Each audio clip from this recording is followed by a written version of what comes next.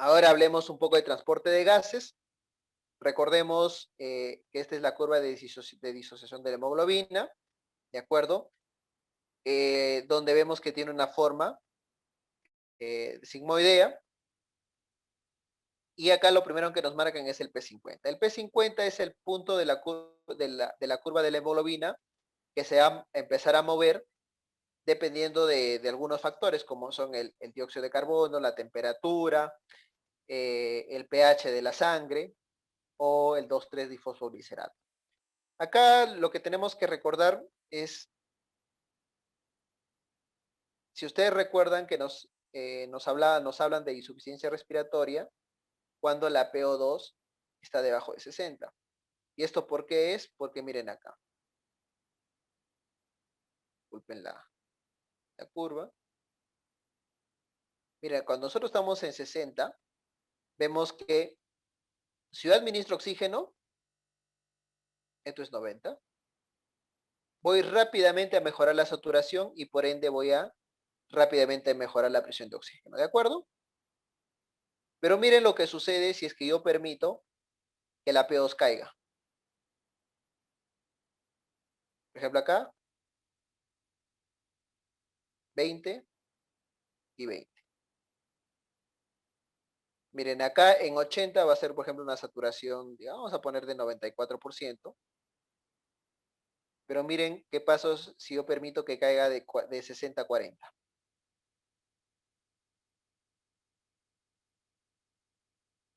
De 90, si yo aumento 20 mililitros de mercurio, va a ir hasta 94, o sea, va a haber un cambio de 4%. Pero miren lo que sucede si es que yo hago que la presión parcial de oxígeno caiga a 20 puntos.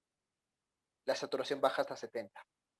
Entonces, usualmente nosotros usamos punto de corte de 60 para hablar de insuficiencia respiratoria porque sabemos que si nosotros empezamos a administrar oxígeno desde este punto hacia arriba, vamos a recuperar rápidamente la saturación, mientras que si nosotros no hacemos nada y el paciente cae acá, va a ser más difícil que nosotros levantemos saturación en relación a este punto.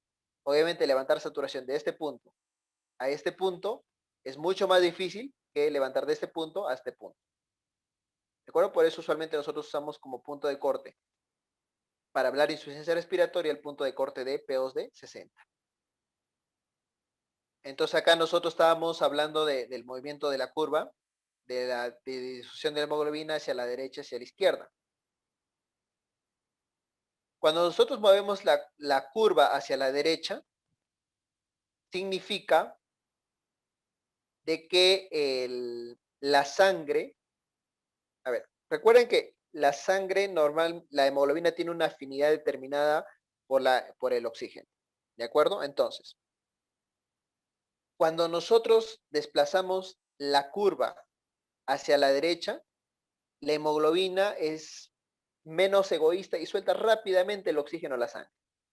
¿De acuerdo? O sea, rápidamente lo suelta. Mientras que si nosotros desplazamos a la izquierda, la hemoglobina se vuelve muy afín al oxígeno y no la suelta fácilmente. ¿De acuerdo? Entonces, si desplazamos la curva a la derecha, la hemoglobina se vuelve poco afín al oxígeno y si desplazamos a la izquierda, la hemoglobina se vuelve poco afín, se vuelve muy afín al oxígeno. Entonces, a la derecha, poco afín al oxígeno y a la izquierda, muy afín al oxígeno. Entonces, ¿qué factores me desplazan la curva a la derecha? Como vemos acá, acidosis, fiebre,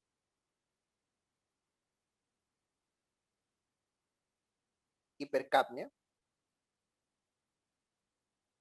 e incremento de 2,3-difosfoglicerato. ¿De acuerdo? Entonces, factores que me desplazan la curva a la derecha, nuevamente, acidosis, aumento de la temperatura o fiebre, incremento del CO2 o hipercapnia o incremento del 2,3-difosfoglicerato. Mientras que a la izquierda, todo el efecto contrario. Tenemos la alcalosis, tenemos la hipotermia, tenemos la hipocapnia y tenemos la disminución o ausencia de 2,3-difosfoglicerato. Entonces, son los factores que a nosotros nos hay que tomar en cuenta para saber si la curva está desplazada a la derecha o está desplazada a la izquierda. Y ahora para ver lo que decía el control de la respiración, como había mencionado, para que uno pueda respirar, no solamente necesita del pulmón como órgano. Ya vimos que también necesita para poder meter y sacar el aire, necesito de la caja torácica, de los músculos respiratorios, ¿no? Y ahora necesitamos recordar de que dentro del aparato respiratorio hay un comando, hay un sistema, el sistema nervioso central es el que usualmente regula cómo es que nosotros vamos a respirar, ¿no? Entonces acá vemos que nosotros tenemos nuestro ciclo de inspiración o expiración, o sea que tomamos aire y botamos aire, y este trabajo se encarga de lo que es los músculos respiratorios. Pero cuando, por ejemplo, nosotros tenemos hipercapnia o tenemos hipocapnia, tenemos hipoxemia o tenemos hiperoxia, esto va a estimular los reflejos tanto de los quimiorreceptores, tanto arteriales o periféricos o de los centrales. Y eso va a dar una orden al aparato respiratorio para incrementar o en su defecto disminuir lo que es la frecuencia respiratoria.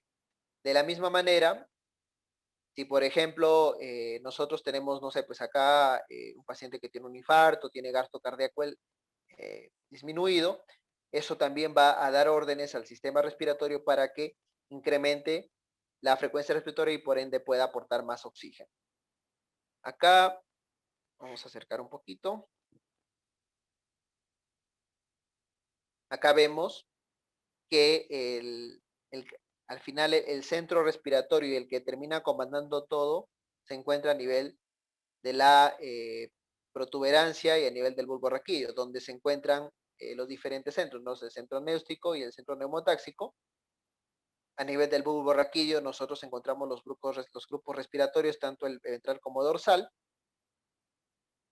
y a nivel del grupo respiratorio ventral es donde tenemos tanto las neuronas inspiratorias como expiratorias. Y dependiendo de la estimulación de estos, vamos a hacer que nuestras neuronas manden señales al sistema respiratorio, a los músculos respiratorios, si lo que necesitamos es inspirar o es expirar. ¿De acuerdo? Como vemos acá, se manda la orden a los músculos para que estos puedan definir qué es lo que más necesito, inspirar o expirar. Y esto al final, el que termina haciendo todo el trabajo de lo que es el intercambio de gases, es el pulmón mediante la ventilación. Y recuerde que cuando el pulmón se distiende, entonces este tiene receptores. Entonces, acorde a esta distensión, es de que se va a decir al centro respiratorio, oye, necesito más respiración o necesito menos respiración, ¿no? Cuando nosotros ventilamos, se va a dar cambios a nivel de lo que es las presiones de los gases arteriales, que es lo que nosotros vamos a documentar con los gases arteriales, y son estos componentes, tanto el CO2 como la presión de oxígeno, lo que también va a mandar un estímulo o digamos, una respuesta al sistema respiratorio para poder incrementar o poder disminuir lo que es la frecuencia respiratoria. Muchísimas gracias. Eso sería todo.